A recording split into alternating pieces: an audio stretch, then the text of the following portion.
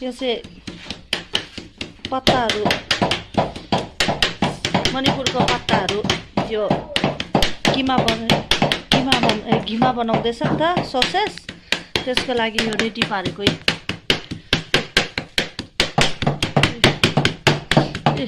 ready पारेको खानुको लागि अब ससेस खाएरै छोड्ने अरे नि त आज सोलोमीले चाहिँ नानीहरू चाहिँ भर्खर नुहायो एनाले अन्त मामा चाहिँले यहाँ आगो फुकिदिएको छ हाम्रो चाहिँ यहाँ यसरी आगो हुन्छ कोइलाहरू दामी बल्छ भात सब्जी पनि पाक्छ कोइलामा मामाले यहाँ जाडो भयो भान्जीहरूलाई भनेर आगो फुकिदिएको अर्को यहाँ छ अर्को फुच्ची यहाँ छ यिन तीनजना बाजे बोजूहरू आगो तापिरहेछ अनि यसरी निस्केर बाहिर हो बाहिर चुल्हा जलाएको छ आगो चुल्हा जला यहाँ चाहिँ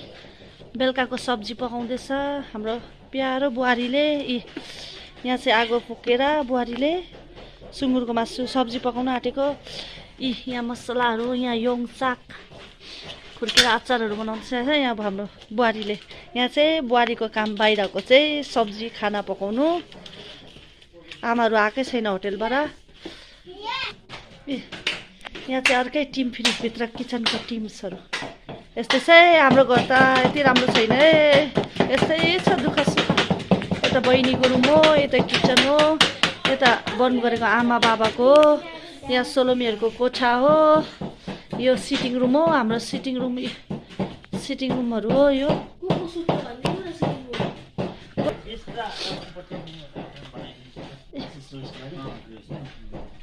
यहाँ चाहिँ मोसेस बुढाबुढीको रुम हो यो चाहिँ यस्तो चाहिँ यता बरेन्डा छ यस्तो चाहिँ बाहिरहरू चाहिँ यस्तो छ यस्तो छ बाहिर यस्तो छ यस्तो चाहिँ